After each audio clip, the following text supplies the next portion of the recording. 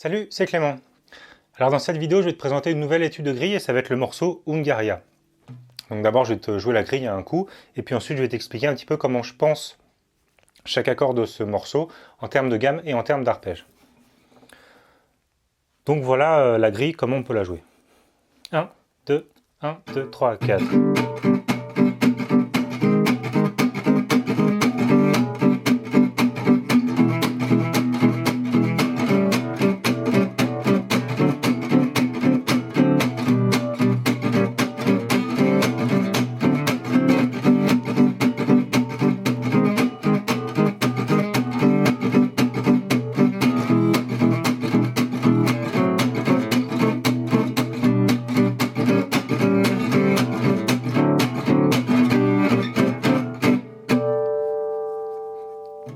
Donc voilà, donc ce morceau il est en sol majeur et il y a pas mal d'accords et il y a quelques modulations, donc je vais t'expliquer tout ça. Donc le premier accord c'est un sol majeur, donc on pourra jouer la gamme de sol majeur.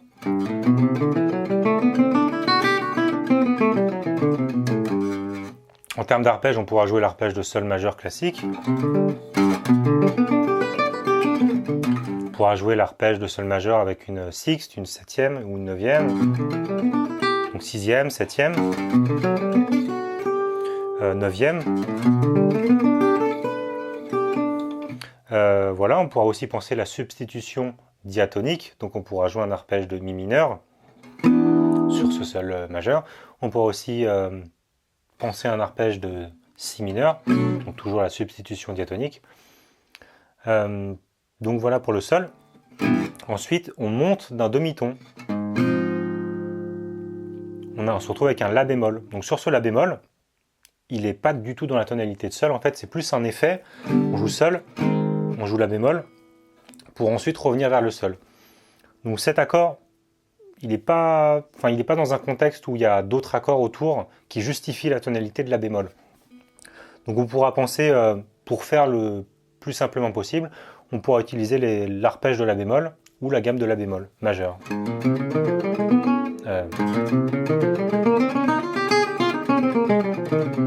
Ou l'arpège de la bémol. Avec l'arpège de base ou avec une sixte, une septième, etc. Donc voilà, après on revient au sol majeur, donc on peut rejouer la même chose qu'avant. Et là on arrive sur le mi septième. Donc sur ce mi septième, on pourra le penser en termes d'arpège, avec un arpège de mi septième, avec un arpège diminué, avec la substitution tritonique, donc un si bémol septième.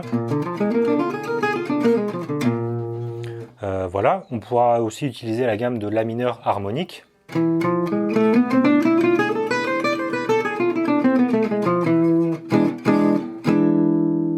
Voilà, ensuite on arrive au la septième.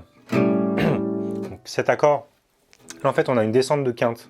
Mi septième, la septième, ré septième. Donc ça c'est une cadence qu'on retrouve assez souvent dans le jazz manouche. Donc sur le la septième, on pourra le penser comme si c'était le cinquième degré de la tonalité de ré majeur. Donc on pourra jouer la gamme de ré majeur.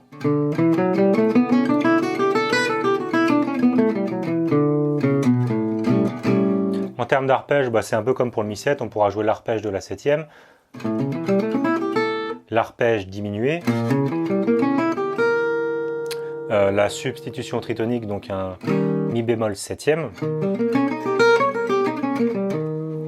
Voilà, ensuite on revient au ré septième. Donc celui-ci, c'est le cinquième degré de la tonalité de sol majeur, donc c'est la tonalité du morceau. Donc ça va être un peu plus simple. On pourra penser soit la gamme de sol majeur,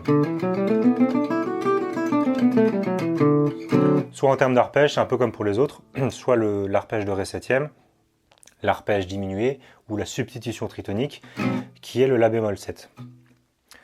Ensuite, pour la fin de cette première partie, on va avoir une descente qui est très typique aussi du jazz manouche. Donc on a un sol majeur basse si,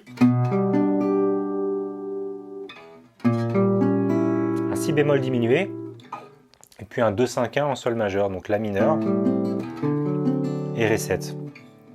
Donc sur cette cadence-là, il y a plusieurs options. Soit On joue chaque accord avec les arpèges, par exemple Sol. Ensuite le Si bémol diminué, le La mineur et le Ré 7 pour revenir sur le Sol. Donc si on pense tous les arpèges, on peut penser donc sur ce Sol majeur la même chose que sur le premier Sol, donc soit l'arpège de Sol, soit la substitution diatonique, le Mi mineur ou le Si mineur. Sur le Si bémol diminué, on pourra penser un arpège de Si bémol diminué. Et sur le La mineur Ré 7, c'est un 2-5-1 en Sol majeur, donc on peut le simplifier en utilisant juste un Ré 7. Donc je t'ai déjà expliqué ce qu'on pouvait jouer sur le Ré 7. Donc ça c'est pour penser en termes d'arpège. Après des fois ce morceau il va très vite. Et là, des fois, on peut jouer tous les arpèges, mais des fois c'est pas évident d'enchaîner tous les arpèges, parce qu'on n'a pas trop le temps de penser au changement d'accord. On commence à jouer un arpège et puis hop, l'accord il a déjà changé, qu'on n'a pas eu le temps d'anticiper pour jouer un autre arpège. Donc ce qu'on peut faire, c'est aussi utiliser tout simplement la gamme de Sol majeur sur toute cette cadence-là, et ça marchera très bien.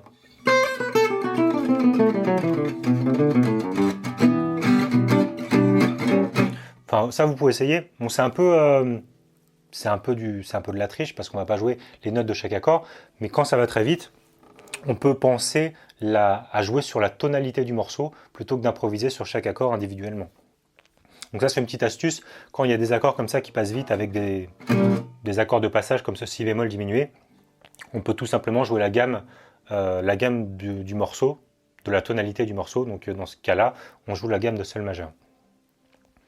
Donc ça c'est la première partie de ce morceau. Ensuite on revient au Sol majeur, donc je vous ai déjà expliqué, La bémol, Sol majeur, Mi septième, et à partir de ce moment-là, ça va changer un petit peu. On va avoir La mineur, Do mineur 6, et puis la même cadence qu'à la fin de la première partie. Donc Sol basse Si, Si bémol diminué, La mineur, Ré 7 et Sol. Petite pause pour boire de l'eau.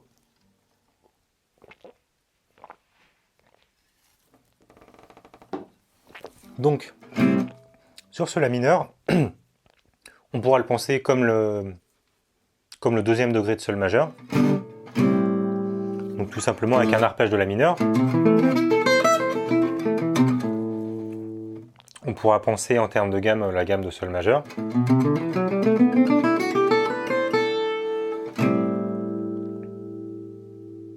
Soit avec un arpège par exemple de La mineur ou de La mineur 6 ou de La mineur 7. Ça, après on peut enrichir les arpèges.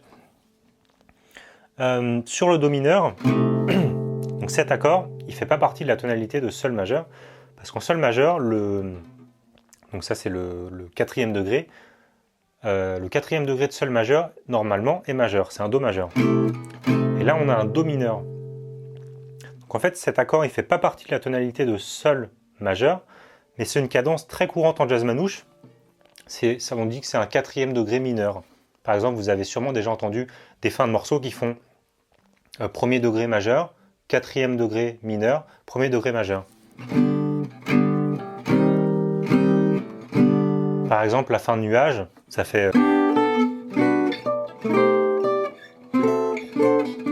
c'est quelque chose comme ça, je ne sais plus. Derrière la grille d'accords, ça fait Sol majeur, Do mineur, Sol majeur. Donc là, on a ce même Do mineur ici. On pourra le penser en termes d'arpège simplement avec un Do mineur. On pourra le penser avec un Do mineur 6. En termes de gamme, on pourra penser la gamme de Do mineur mélodique.